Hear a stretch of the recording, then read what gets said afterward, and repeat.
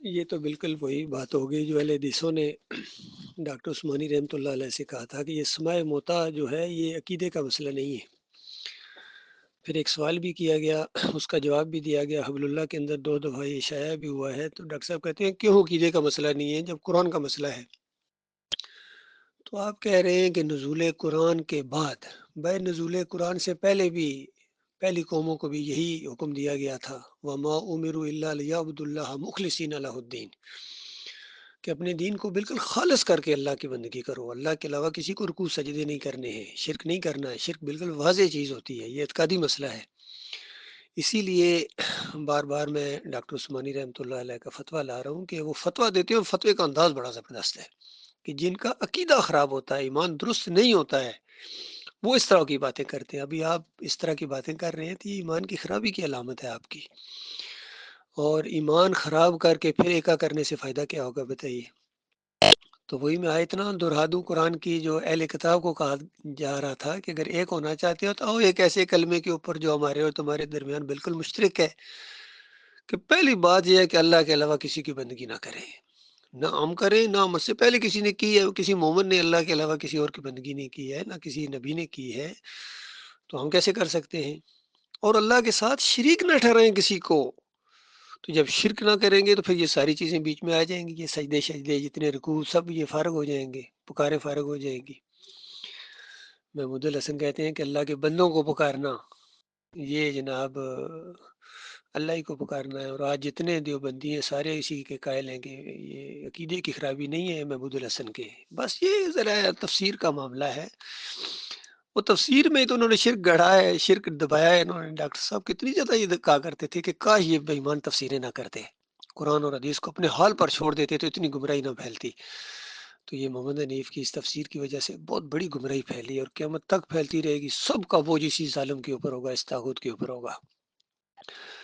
اصل میں یہ طاغوت کا مسئلہ بڑا مرکزی مسئلہ ہے۔ تمام انبیاء کی دعوت انعبد اللہ واجتنب الطاغوت، انعبد اللہ واجتنب الطاغوت۔ تو طاغوت پھر کیا چیز ہوتی ہے بتائیے؟ کہ جتنے رائج الوقت کفر و شرک ہوتا ہے اس کا رد کرنا پڑتا ہے، اور شرک پھیلانے والوں کا کفر کرنا پڑتا ہے۔ یہ جب تک نہیں کریں گے ہم ایکا کر ہی نہیں سکتے ہیں۔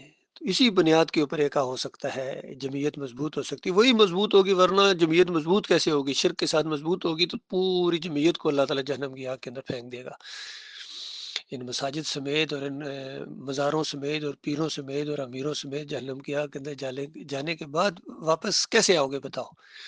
اور آج جو آپ کا بھائی اس کو عقیدے کی بات بتا رہا ہے، یہ عقیدے کا مسئلہ ہے، توحید کا مسئلہ ہے، ورنہ میرے سے زیادہ اس اجتماعیت کے ساتھ محبت کرنے والا کوئی نہیں تھا، اس سے جو جماعت محمد حنیف کی تھی، اور حنیف کے ساتھ بھی اتنی محبت تھی خالص اللہ کی وجہ سے۔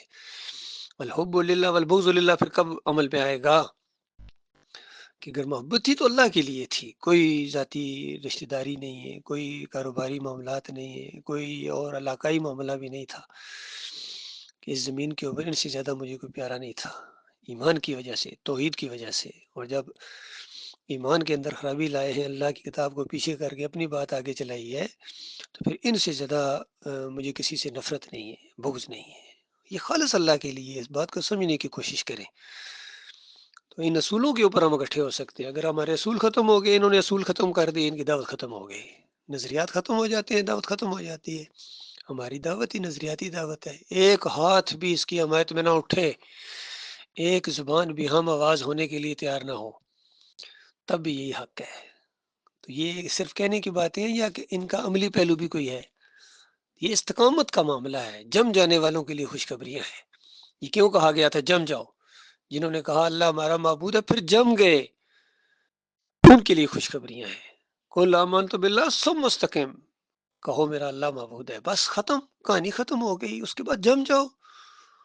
باقی یہ کہنا کہ یہ کوئی عقیدے کا مسئلہ نہیں ہے یا یہ کوئی اختلافی وہ چیز ہے، یہ بس فہم کا معاملہ، تو فہم میں ہی تو ہوتا ہے، فہم ہی تو اصل چیز ہوتی ہے۔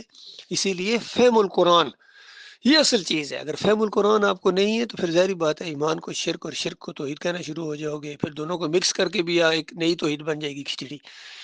تو اس ساری کھچڑی پر اللہ لعنت بھیجتا ہے، اور سختی کے ساتھ اللہ تعالیٰ نے ایسے علماء کو پکڑا ہے جو حق اور باطل کو ملائیں آپس میں۔ ایک جگہ تو کہا کہ جو درمیانی راستہ نکالنا چاہتے ہیں اولئک هم الکافرون حقا، انہوں نے تو کفر کا حق ادا کر دیا ہے. یہ اصلی قہر ہے جو حق اور باطل کو ملائیں. حق بالکل واضح ہے کہ تمام انبیاء نے اللہ کو سجدے کیے ہیں، رکوع کیے ہیں، نظر و نیاز کیے ہیں، واسطے وسیلے اللہ کی ذات کے ہیں، کسی اور کے نہیں ہیں. تو باقی آپ کا یہ کہنا کہ آدم علیہ السلام، یہی تو محمد حنیف کی سب سے بڑی غلطی تھی کہ واقعات کو ان کی جگہوں سے ہٹا کے دوسرا معنی نکال لینا، اور پچھلے مولویوں نے بھی یہی کیا تھا. وہاں تو 7 جگہ حکم موجود ہے، اللہ جو چاہے کرے. اللہ تعالیٰ نے وہ انداز اختیار کیا ہے، کوئی انکار کرنے کی ہمت نہیں رکھ سکتا.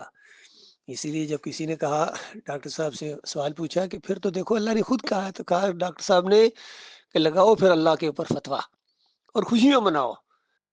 یعنی اگر اس کو تم شرک سمجھتے ہو یا اس کو یہ کرتے، کچھ لوگوں نے اس کو شرک کہنا شروع کر دیا ہے، وہ بدبختوں نے اس طریقے سے شیطان کا ساتھ دیا، شیطانی چیز کو اپنایا انہوں نے، اور دوسروں نے اس کو دلیل بنا کے یوسف علیہ السلام کو سجدہ ثابت کرنا شروع کر دیا انہوں نے اس طریقے سے. تو اس پر میں یہ کہتا ہوں کہ ظالموں، جب اوپر یہ معاملہ پیش آیا تھا تو کیا وہ واقعہ اللہ نے اس لیے پیش کرایا تھا کہ مشرکو، جب دنیا میں تم شرک کرو، ایک دوسرے کو سجدے کرو، اور پیروں اور مولویوں کو سجدے کرو، اور نبیوں کی قبروں کو عبادت گاہ بناؤ، اور جب تمہیں کوئی ٹوکے کہ مشرکو نہ کرو، تو اس کے بعد تم دلیل دو کہ وہ اوپر نہیں ہوا تھا. جی اچھا، وہ واقعہ اس لیے پیش ہوا تھا، وہ دوسرا مول تھا. اللہ کا حکم شاہانہ انداز سے جو چیز سامنے آئی ہے، اس کو جو نہیں مانتا ہے وہ اللہ کی کتاب کا انکاری ہے. اور جو یوسف علیہ السلام کو مانتا ہے سجدہ، وہ ایمان سے بالکل خالی ہے، توحید سے ناواقف ہے، تو قرآن کا انکاری ہے. یہ معاملہ ہے اللہ کے بندو، اس کو سمجھنے کی کوشش کرو. یہ مسئلہ بڑا سادہ بھی ہے، اور نہ ماننے والوں کے لیے پہاڑ ہے، وہ اس طرف کبھی نہیں آئیں گے.